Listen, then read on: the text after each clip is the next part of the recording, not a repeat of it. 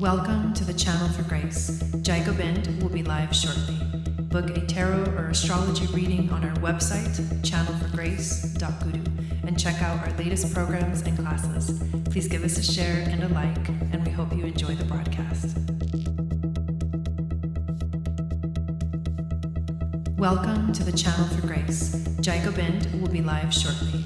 Book a tarot or astrology reading on our website, channelforgrace.guru, and check out our latest programs and classes.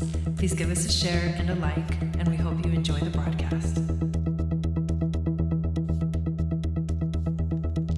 Welcome to the Channel for Grace. Gobind will be live shortly. Book a tarot or astrology reading on our website, channelforgrace.guru, and check out our latest programs and classes.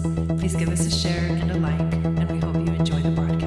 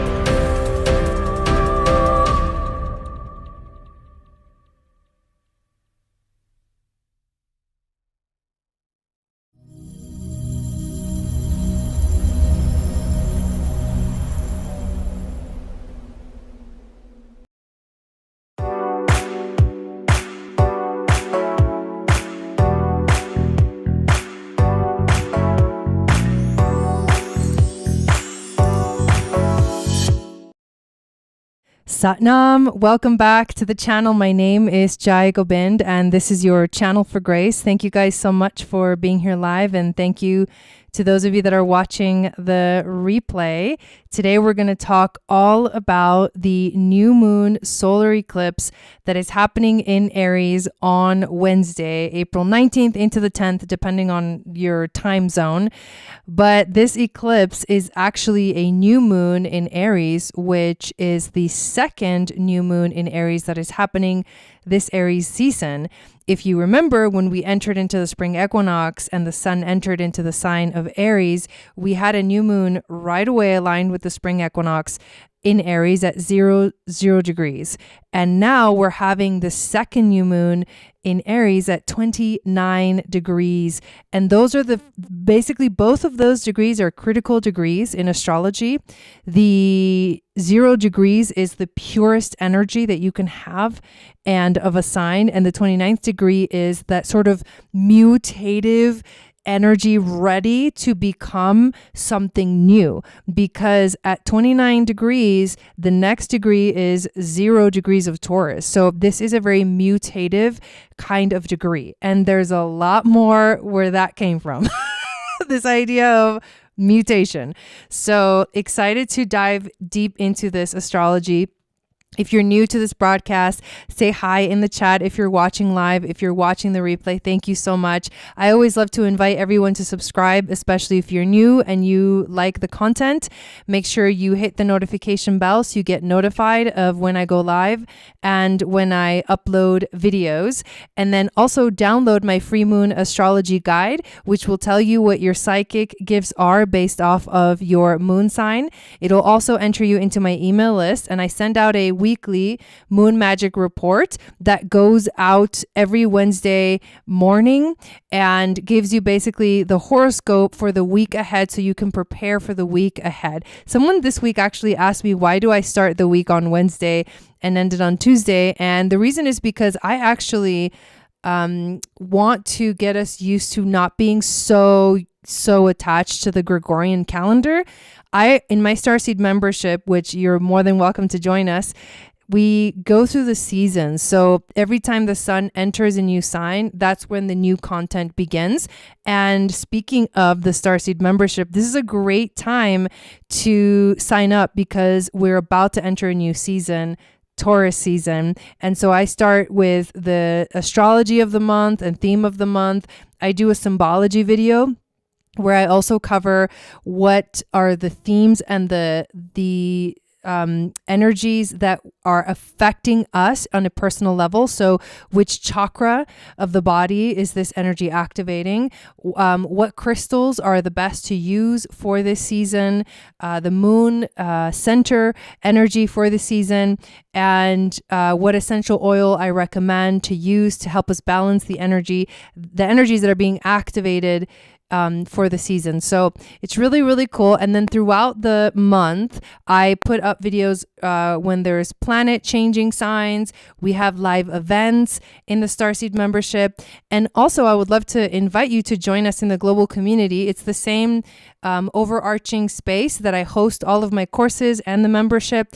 And we are going to be having a Aries new moon solar eclipse celebration and virtual dance party, as we like to call it, Club Jai, on Wednesday night to celebrate this new moon solar eclipse. So I do want to share the chart on the screen, and give me 1 second because I have to enter a code to be able to share. But this is all the exciting stuff that's happening, and there's more things coming up and for us.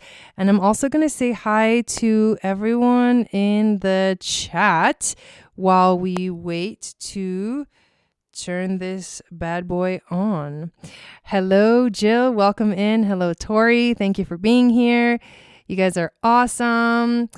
Who else is in here? We've got Carmelola, welcome in. Maricela, welcome in. Patrice, welcome. Raven is here. Nelvin, hello. Sanders, Dawn, babe, hello. Thank you guys for being here. So I'm almost ready to share this with you so we can actually look at the chart. And I did want to mention that before I forget, because sometimes I forget to share things that are really important to share. I'm running my very first women's retreat in Sedona, May 18th through the 21st. We have rented a big house that we're all basically staying at. There's still room if you want to rent a room at the house. And if you can't be at the house, that's okay, because you can stay at a hotel nearby. Sedona's not that big. You don't have to stay at the house to do the retreat, but it's going to be pretty fun. We have so many amazing activities planned. We're going to go hiking to the vortexes. We're going to have ceremonies. There is a new moon in Taurus that is happening during our time together, and we're going to be setting beautiful intentions for grounding and connecting to the goddess. So this is a women's retreat, and the goddess energy is so potent during this time that I cannot wait for us to be together. And I have some awesome surprises too.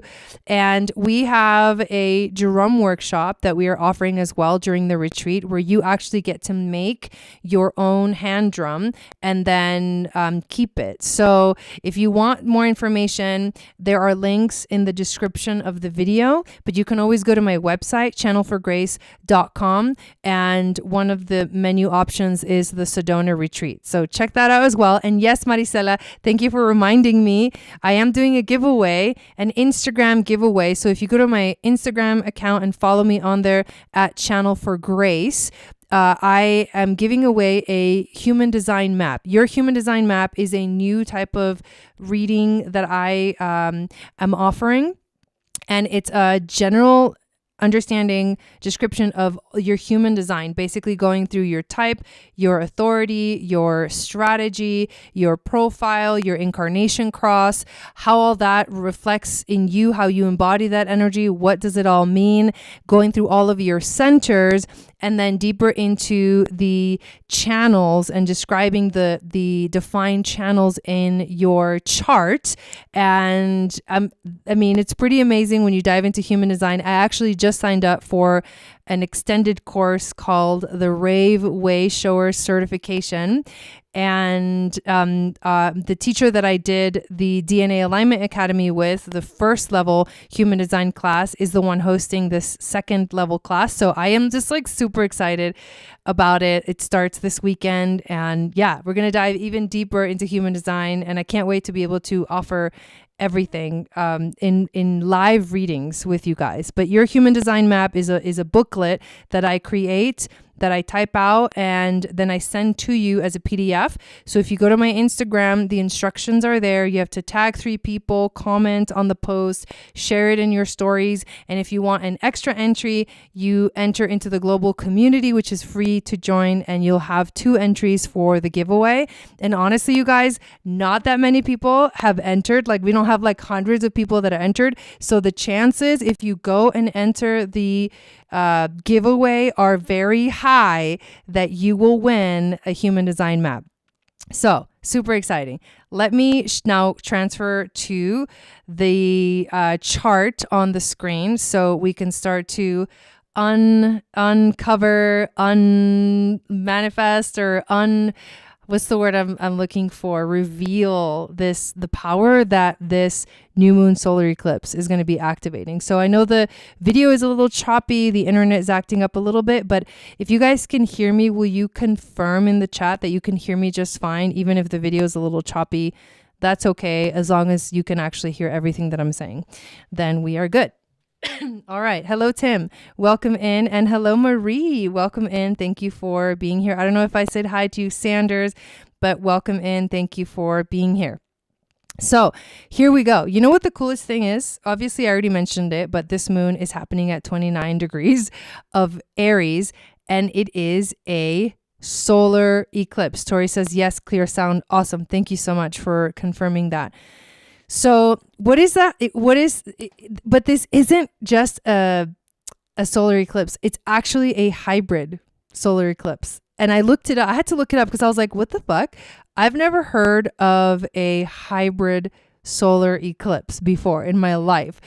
And I wrote down the description of it here, and it's going to blow your mind when we get to the energy of the gene key and the gate that this eclipse is happening at. It's like, wait, what?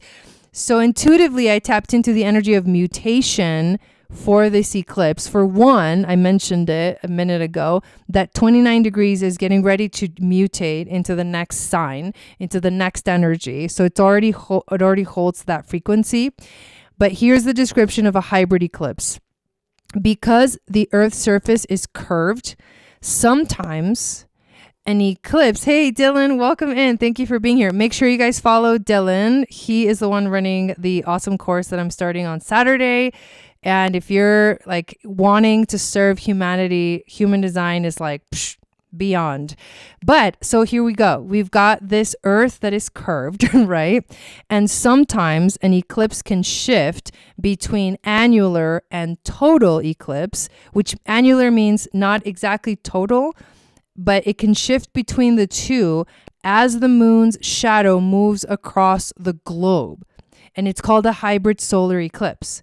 It's like morphing. It's like going from one to the other, morphing as it moves across the sky. And the first thing that intuitively came to me when I read that was mutation. I was like, holy shit, this eclipse is like mutating as it's moving through. Like, wait, what? But you're not going to believe. I mean, it's on, in the human design, it's on the 3rd gate, and the 360 is the channel of mutation. And it is one of they call it the format channels, which means it, like, if you have one of those channels defined in your chart, or like if a transit defines it, in a way, it like activates this energy for you. And it's called, like I said, the channel of mutation. So this energy of mutation is very, very potent right now. But in general, I mean, we're going to keep adding layers and layers and layers, because that's what I do in these readings. But in general, a moon in Aries, so Aries is ruled by Mars. Mars is the god of war, but it's way deeper than that. Mars is about, in Aries, the energy of Aries is action. It's drive. Aries is the first sign of the zodiac. We are at the first season of the year. The year just began, like literally it's 20... at the point of this eclipse, like 28 degrees ago. And this is a new beginning. Aries always marks a new beginning. And I love describing Aries energy as the hero's journey. Like, it always moves from nothing into some epic adventure that we get to take. And as we go, and it's an individual adventure, because Aries is it's about identity. It's about the self. It's about your who you are and how you basically are here as an individual on the earth, and what you do and what action you take to move forward. And so as you find your identity and you move on, into this journey, this hero's journey, you learn. And through the experience that you have along the journey, you find yourself. But you find like the real self. You find your true self. That's the hero's journey. It's like you go looking for something, searching for yourself, really. And then you end up finding yourself in ways that were, in a way, unexpected, because that's the whole point, is that you thought it was somewhere. You thought what you were looking for was this one thing. And in the end, you realize, when you come full circle, you realize what you were looking for was here all along, inside of you, inside your heart. So I love that idea of the hero's journey. And during this time, because it is 29 degrees, it's intense energy. It's like, it's both really, really strong Aries energy, and it's also that energy, like I was talking about, that it's ready to transition. It's like ready to change and ready to mutate into something else. So there's just something about this that is driving us forward into like uncharted territories. Where is Aries in your chart? This is like a huge thing to know, especially because these eclipses are like big deals, right? Eclipses are times of revolution and change. It's already like a revolutionary energy, and on top of it, it's like mutative. So it's like we are literally about to like mutate. That's what I feel personally. I kind of feel this happening within myself in a huge way, and I've been feeling it this entire month. And this is the completion, right? So when we started Aries season and we had that new moon in Aries, that was sort of the beginning of a new journey. And at this point, it sort of reaches some kind of completion, because the story unfolded through the Libra full moon. And it comes to some kind of, maybe not, it's not the end because Aries is a beginning, but it comes to some kind of like understanding. Like, what did I learn these last 30 days? What did I learn this Aries season? And what am I really moving forward into? So it's just super, super powerful. We're going to feel these qualities very strongly within ourselves. And it's just, I mean, I could go on, but I want to actually talk a little bit more about some of the other aspects that are going on. But honestly, we could literally go on just about like the moon at freaking 29 degrees, this new moon at 29 degrees. New moons are also moments of setting intentions. And so this is a time to set a new intention, or to like refine the original intention that you set when we had that first new moon in Aries. So yeah, there's a lot. So let's talk about a little bit some of the other stuff that's happening too. This is a moon that is also, it's not exact, but it is in a stellium with Jupiter, the planet Jupiter, who's right over here. So here's the new moon. Jupiter's in Aries, and so is Chiron. And there's this stellium. A stellium in astrology is 3 or more planets in a sign, which means just like concentrated energy. And this concentrated energy is being even more further expanded by the energy of Jupiter, by the planet Jupiter, who expands everything it touches. The other thing too is that we just recently saw a conjunction between the sun and Jupiter And a Sun Jupiter conjunction brings in like auspicious energy. Sun Jupiter days are days where you there's potent energy to manifest and create. And when you start something on those days, the reason we do that is because it more than likely will come true. So you also have to kind of, it's like a double-edged sword. What are you focusing on those in days that have this frequency? Because whatever you're focusing on through body, mind, spirit, the Trinity, you're in a sense bringing to life or attracting to you. Manifesting is more about like being a magnet than actually like creating things out of nowhere or like out of thin air. You know, we tend to think of manifesting as like, oh, you're a magician and you're like pull a rabbit out of a hat. But the truth is that it's more like you're a magnet and you're just going to call in certain frequencies. Whatever frequency you're vibrating at, you're going to call it in, and Jupiter magnifies that. So this is happening right now. So what are you focusing on right now during this time and during the time of the eclipse, which is Wednesday into Thursday, the 19th into the 20th, you will be magnetizing towards you. So there's an element of healing with Chiron, healing the sense of self, healing our identity. There's an element of, expansion with Jupiter, and there's an element of transformation, change, mutation, revolution with the actual eclipse, with the hybrid eclipse. Here's the other thing that is really intense that is happening during this time. We're going to have the moon and the sun making a square to Pluto. And it's a close square because it's only 1 degree away. And that can be intense, like emotionally intense. Pluto he actually is the planet, like the most powerful planet that I think can liberate us because it causes us to go through those, like it causes us to face reality, to be transparent, to not run away from the truth. Like there's nothing wrong with the truth. This is something that I've been really tapping into lately. It's like, what's wrong with the truth? You know what I mean? Like the truth will set you free. It really will. That's why it's a liberating planet.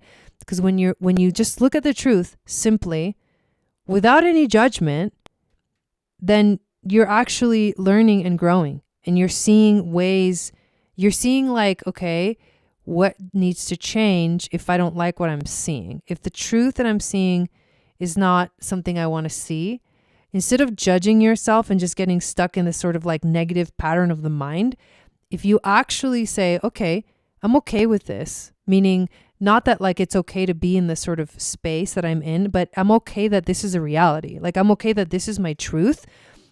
Just acknowledging that will fucking change you. Will change the way you think about everything, will change the way you think about yourself, will change the way you relate to others. It is like transformative to the max. So a square to Pluto is challenging you to change, to mutate, to like face those things about yourself that don't necessarily feel the best. And that's a good thing, right? It's a good thing. So as we add more information to this eclipse, we keep seeing there's a theme. There's like this underlying theme of death, change, and transformation. Or in other words, mutation, where what you once were has to fully, symbolically die, sometimes literally die, so that a new energy can come to life. And that is what this is activating. To add more is this eclipse is actually a North Node eclipse. And the North Node is guiding us towards the future. It's guiding us towards destiny collectively and individually. The North Node, however, is the place where we feel completely out of our comfort zone. That's why we get stuck in karmic patterns, because that's the South Node. That's the place where you get stuck because it's old. Although there is information held within the old that is really important. That's the information that comes from your experience. That's the wisdom that comes from experience. But you don't want to stay in that place. You don't want to stay in that comfort zone. So this being a North Node eclipse is totally taking us out of our comfort zone, both collectively and individually. Even more of mutation, like getting out of the comfort zone already feels like, oh, mutation, like this is uncomfortable. Like, you know, you have to breathe through it and like hang in there sometimes and just like, all right, here we go, you know, and just like dive in and leap into the void, like trust and jump into the void. That's what, the more I go into this, I'm just like, what on earth is happening right now? So the ruler of this eclipse is Mars. And Mars, interestingly enough, here's some starseed astrology for you, is 1 degree away from a star called Sirius. Sirius is a major star of importance in ancient Egypt. Sirius was called like the star of Isis to the ancient Egyptians, and go further back, the ancient Atlanteans. They believed, and this is how they like basically one of the calendars that they had was the calendar according to the Sirius star. And when the Sirius star rose with the sun, that was the beginning of the Atlantean year. So what does that mean? It means that Mars, the ruler of this moon, 1 degree away from Sirius, is activating that energy. What else does Sirius represent other than like ancient Egypt and ancient Atlantean, like philosophy and like hermetic alchemy and all of that? It also is in Cancer, and Cancer is the sign that the moon rules. And the Cancer energy is the sacred divine feminine. It's the goddess, it's the moon goddess. There's just, I can't eat right now. My brain is going like, like it just won't stop. But like, what the heck is happening right now?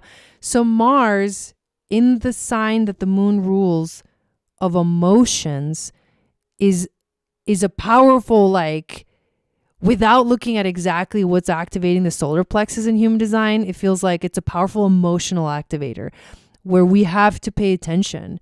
Because action, Mars, will be determined by your emotions, by how you feel. So like if you feel a certain way, you'll take this action. If you feel this other way, you'll take this action. And so that means that Mars has to surrender to the wisdom of, say, the solar plexus in human design, to the wisdom of the emotional wave. Like, wait, what? It's just crazy. Hey, Megan. Hey, Pally. Hey, Ariel. Welcome in. Thank you guys for being here. But yeah, like, it's just like, it's wild. And I mean, like, what? Like, Sirius star is being activated by the ruler of this moon, which is also in this sort of like mutual reception with the eclipse. Like, whoa, there's a lot. So intuition, heightened intuition is a huge part of this energy. Hey, Star, welcome in. Heightened awareness, pay attention, but don't force things. That's the thing about the emotional wave, is that you can't force action. You have to wait. You have to watch it. And that teaches you about the beautiful flow of the sacred divine feminine, and in essence, like the laws of the universe. Because the laws of the universe state that, you know, what, like as above, so below. Like everything flows. Everything has a frequency. Everything has like a frequency wave. Like it goes up and it goes down. Always. It's a continuous flow. So in a sense, this eclipse is like tapping us into a bigger sense of flow that is so not masculine in nature. To me anyways, this is what I'm getting. It's like, it's very feminine. It's like, float with it, you know, like go with it, surrender, and let yourself literally die to be reborn. Dude, it's insane. There's more that we could get into, but I think that Those things are actually really, I think, the most important of these energies. There's more, but I'm going to stop because we we could go on forever. I'm just going to transition to the next thing. So we talked about Mars on Sirius. There's other starseed energies that are being activated right now too during this moon. It's insane, the amount. So royal stars, Sirius isn't a royal star, but Venus is on Aldebaran during this eclipse, which is Archangel Michael, who you can call on to cut the cords. Like, he's like, you don't want to mutate? Well, here you go. Let's just slash through that fear and fucking you're off to Neverland, you know? It's insane. Like, Venus also in the sign of Gemini, which is this kind of like hermetic alchemist sort of like activation within what we desire in our and what we attract. Venus is also one of the attractors, like a magnet. A royal fixed star, the eye of the bull, like it's a lot. And then the other royal fixed star, Saturn, 1 degree away from Fomalhaut, which is the fish that drinks the water from the water that's being poured from the Aquarius constellation. So this is Archangel Gabriel, and this is messages from the divine. Like, Archangel Gabriel is the messenger of God. Okay. I mean, three powerful fixed stars activating here, and there's more. Obviously, I don't know. Some of us don't know all the starseed markings, but there's a star that is right around these degrees of Aries, and Aries holds the energy of Andromeda, both the galaxy and the constellation, the fixed stars of Andromeda. And the story of Andromeda is about the liberation of the soul. Andromeda is a young girl who is chained to a rock in the sea. And the reason she's chained to the rock is because her mom was like, oh, she's more beautiful than the servants of Poseidon, like the sirens and the Nereids of Poseidon. And so there's this sea monster that is about to come get her. And the sea basically represents the subconscious. It's like all of her shadows it's like all of our shadows coming to get us. But then Perseus shows up like out of, I don't know where, with Medusa's head. And Medusa represents the dark goddess, basically like the queen of the shadows. He defeats her, but her powers are to petrify you with her eyes. Like, if you look into her eyes, she turns you to stone.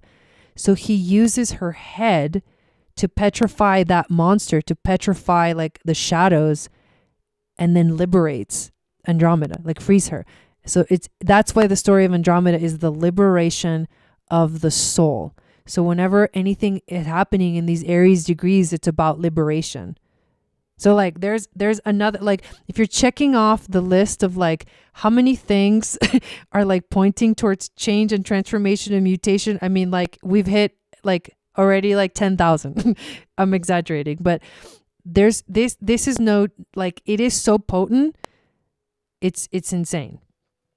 According to the ancient Atlanteans, the energy of Aries, the sign of Aries, holds the frequency of the reproductive system.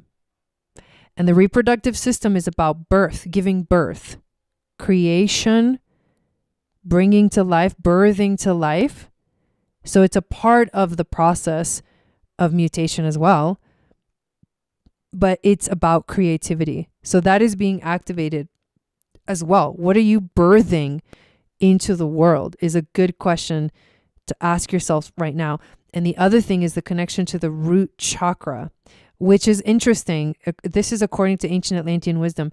The root chakra is actually, to the ancient Atlanteans, more about sexuality than it is about like what we would think of like the 7 major chakras, which is like the root is about grounding. It is about that. But the philosophy behind it is that the sexuality, the sexual trauma has to be healed in order for us to really truly like be ready for that Kundalini to activate and like start rising up through the centers through the Shushumna, the central channel.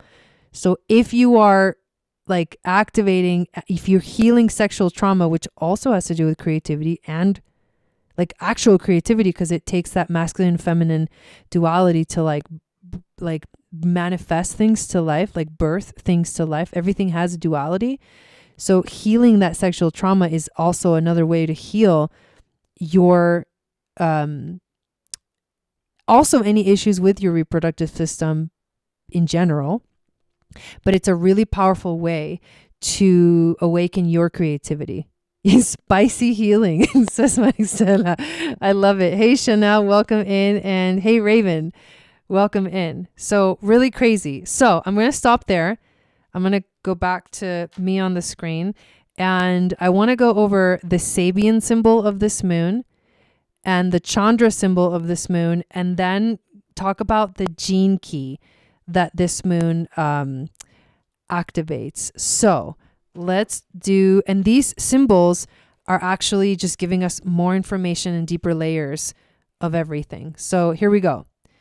29 degrees of Aries.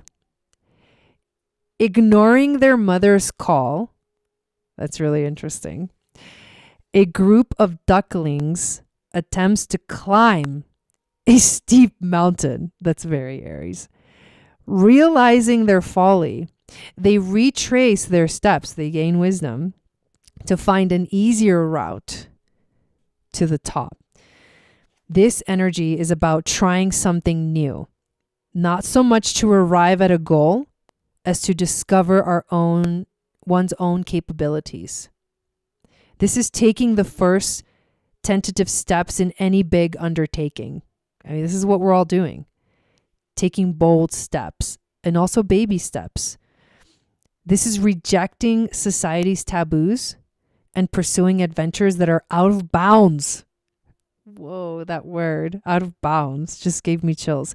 Strange adventures, individualistic perspectives, self-discovery, thinking about what one has learned from one's experience, about who one is and what one believes, steadily pursuing one's goals versus suspecting that the dream of life will always return to square one.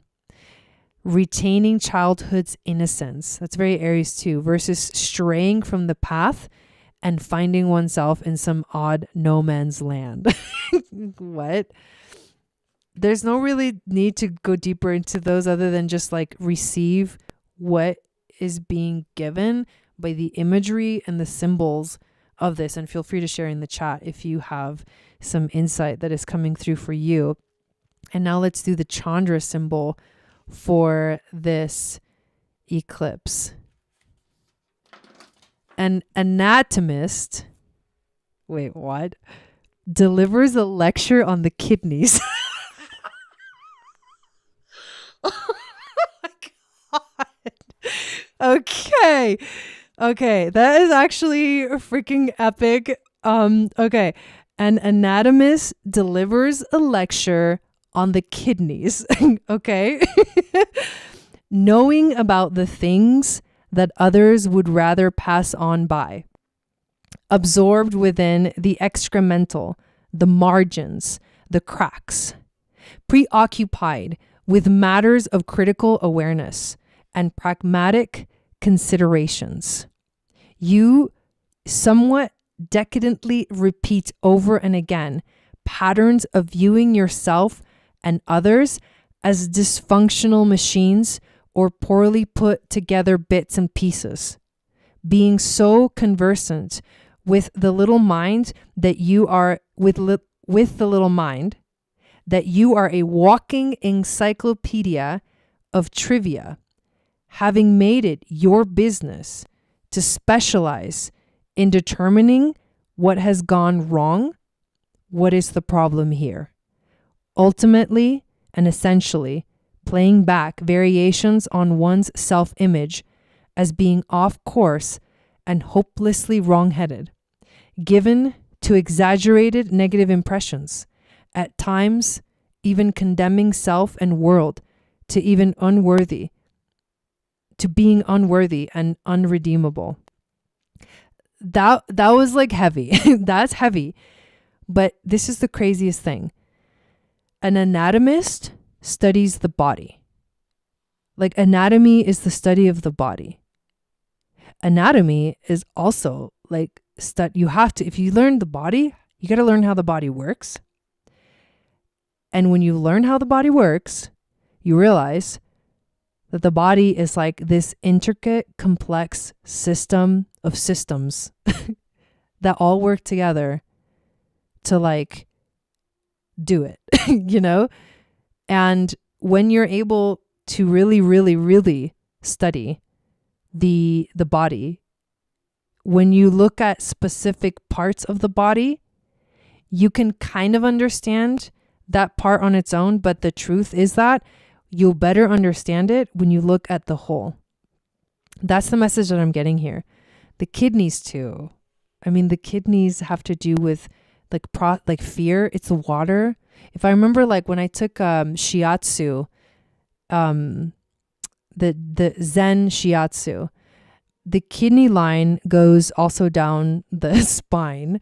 So there's a connection, like the meridian of the kidneys, like, I mean, it goes through the body, but like a big part of it is like along the spine. And that's huge, right? And the kidneys have to do with the energy of the water element. Kidneys also flush, right? Like they flush.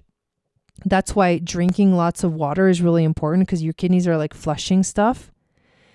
So there's a lot that you could go into there just talking about like the kidneys, you know, and the systems of the body in general. But an anatomist delivers a lecture on the kidneys. Like, what is he talking about? He may be bringing to focus, like, where are you not like cleansing, you know, where are you not like bringing enough of that life force energy into you via the element of water, let's say, you know. There's so much there. Again, I'm just going to stop because we could literally go on forever, but that was insane. Like, I'm just feeling like there's something really important about that. And so we should all go and study the kidneys now and see like what the kidneys do, because there's a powerful message there. But I think it also has to do with facing our fears. That's something that's coming through as well. So what is the gene key of this freaking eclipse? It's the third gene key. It's kind of cool that it's the number 3. The number 3 is like the sacred trinity, right? The third gene key, and I'm reading from this book by Richard Rudd. I highly recommend you check out the gene keys. They will blow your mind. This gene key goes from the shadow of chaos to the gift of innovation to the city of innocence. And the phrase that describes this energy, this gene key, is through the eyes of a child. Through the eyes of a child. Like, dude. So I want to read the city. I always kind of go straight to the good part. I'm just kidding. There's only time for one, so might as well do the city. All right. So the city is innocence. Chaos, innovation to innocence. All play and no work. Here we go. We're diving in. In discussing the third shadow and its gift, we have traveled into some fairly complex territory in order to understand the true depth and relevance of this third gene key. Actually, it is really one of the simplest of all to understand once you move out of the mental territory. Isn't that true about everything? At the absolute zenith of its frequency, the third city is about innocence. This city reminds us that all of life, and that includes human beings, is essentially innocent. Our most common misconception as human beings is that we are not a part of life. Dude, that sentence alone. Our mind seems to tell us that we can control life. But in truth, this is an illusion born of the brain. Human beings are an instrument of life, an experiment in life, But we can never be masters of life as long as we are only a part of life. Human beings remain a brain-centered species today. We have seen how deeply we feel the need for a center or a nucleus to be in control of life. This need is expressed within every level of our thinking and at every level of our society. It is epitomized in our need to find a God. The thought that no one might be in control terrifies us. What would happen if the world had no governments?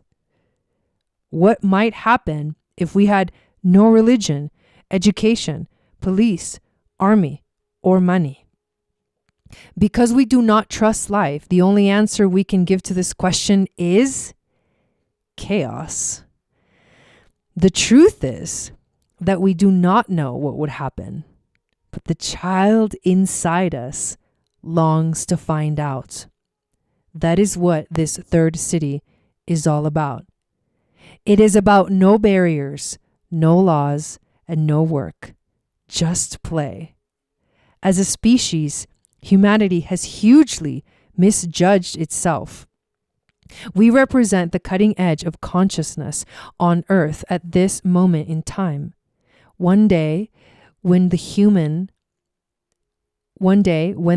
we see now is a relic of the past, we will look back at this time through the third city and wonder to ourselves why we became so serious during this epoch in our evolution. From the viewpoint of the third city, we are eminently laughable in the warmest possible way. That human awareness had to go through a phase in which it believed itself to be the center of the universe is an enormous joke to the third city. However, to a child, play is absolutely serious. The toy in the child's hands does become the center of the universe, just as our individual lives become the center of our universe. We are innocently unaware of the magnitude of our great good fortune to be alive and playing out this epic exploration of consciousness with all of its toys in the world of form. One day, inevitably, the child will grow up. Humanity will evolve towards its awesome final destiny of global and celestial harmony. But one thing is certain, consciousness will never grow up. It will keep on exploring, playing, and experimenting forever, all because its nature is innocence. Life is innocent. We are life, and therefore we are innocent. This is the equation for the next millennium. As the third city comes into the world, which it will do very shortly, a great remembering of our innocence will emerge in humanity because the first vessels of the new human destiny spoken of in the 55th gene key will all be children. That would be the raves. The strange thing about these children is that the consciousness within them will never, I'm getting full body chills, will never grow up and become serious. Their awareness will function in an entirely new and different way from our current brain-centered awareness. Their brain will be the environment itself.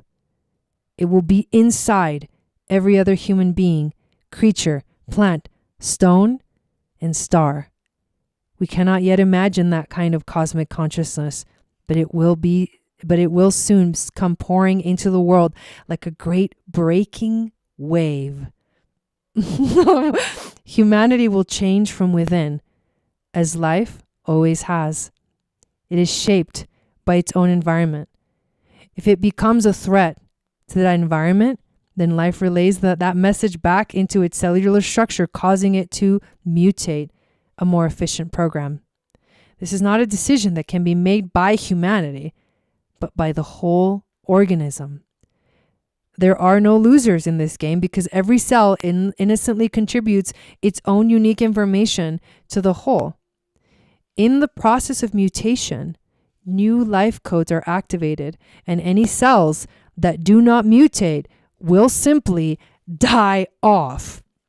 This is a totally natural and organic process. Let me repeat that. This is a totally natural and organic process that is already beginning to occur to humanity. We fear it because we do not trust our own innocence. The great human fear is of losing our own uniqueness. If we lost that and became an amalgamated soup, it would indeed be a step backwards in evolution. However, evolution does not travel backwards. It only knows progress. By giving up our own individual identity, we actually create another greater individual identity that is both collective and individual at the same time. The human body itself is the prime example of the direction that humanity is moving. Our body evolved from a single-celled amoebas responding to their environment. Not a single cell within our body can afford to be selfish, or we would die. Life, did you know that that's what cancer is? Like selfish cells? Life spontaneously discovered in its innocence that the easiest way to keep evolving was to integrate all those competing individual cells into a single body. What incredible things life discovers when it is left alone to play. This is the central message contained within the ring of life and death, that the chaos of play is to be deeply trusted and revered. Play is the expression of genius, and genius always finds a new solution to the challenges it meets along the way. We are all really children of the cosmos. And our only real job is to let go of our seriousness and find the delight in every exquisite jewel that life places before us. From reading this third gene key and its various levels of frequency, you can perhaps feel the wonder and the scale of the experiment you are involved in. As Einstein said, God doesn't play dice. The human brain was not designed to grasp insights as profound as these. The certainty of order within the universe is a feeling that can only be captured by a more advanced system of awareness in human beings that our mystics have called by many names. Above all, it is equated with the human heart and the feeling of love and unity that lies between all creatures. Your true home is not located within your body, nor is there somewhere in the universe a single center through which everything is orchestrated. The center you are looking for is the feeling of love itself, which is omnicentric, which is the omnicentric manifestation of your eternal state of innocence. Powerful stuff. So this is the energy that we are moving into. Right now we're going to feel that dark balsamic moon. This tends to be a time of going inward and reflecting and processing and being in that sort of cocoon-like state, waiting for the light, waiting for the dawn to come. In every peyote ceremony that I went to, that was such a powerful thing, that as the night progressed and we all went through this intense dark night of the soul, in the morning, before the sun came out and the dawn arrived, we brought in the water. The women brought in the water and the food to replenish all the people that had been in this ceremony and had this intense sort of exorcism kind of experience. And it was in that moment where the dawn came that we finally, it took all night, but finally in the morning, we found our collective heart. We like felt like we were one. And it was like that whole ceremony, every ceremony was like that. We started off as like individual people, very Aries. But then as we started to like, bleh, like get rid of and like release all that shit, all that baggage, all that conditioning that was not us, in the morning, what was left was just heart and love for each and every person. You could look at every person's eyes in the ceremony and be like, wow, and see how we are all one. That's what I feel is happening right now. I have no idea where that came from. But anyways, I love you guys so much. Thank you all for hanging out with me, with crazy Jai Gobind, who doesn't stop talking once she starts. But thank you, really, for being a part of this community, this channel. Please join us in our other communities. Dylan's got the cognition community. You can join it. I have the global community. You can join that as well. They're both on Mighty Networks. And we do some pretty cool stuff to create this space for us to like be with each other and support each other during these crazy fucking times that are already here on the planet. So this is all a part of it. Thank you. Thank you. Thank you. And I will see you all again very soon. Sat Nam.